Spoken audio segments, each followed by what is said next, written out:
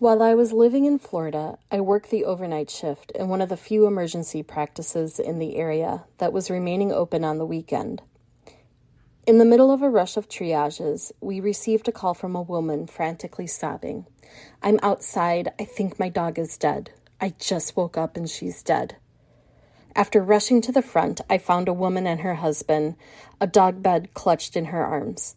Inside, they had their 20-year-old Chihuahua, a dog that woman had had since she was 15 years old, looking as peaceful as possible, tucked in with her favorite blanket.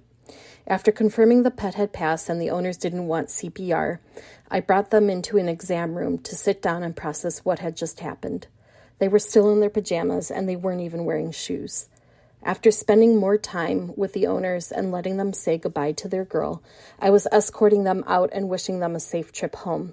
The woman stopped as she was stepping out the door and turned to me with the softest smile and said, "I know it's a sad night for us, and I'm sure it's not an easy thing for you either, but I want you to know that you made this so much more easier to go through.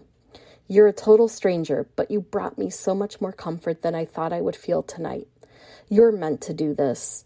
We hugged and I locked up behind them, holding my own tears back as I watched them embrace and cry one last time on the way to their car. She was right. It was a harder night than I think she knew, but knowing I could bring at least one family that level of ease during a moment like that felt better than anything else. I really was made to do this, and I remind myself of her words every time that imposter syndrome sneaks back up.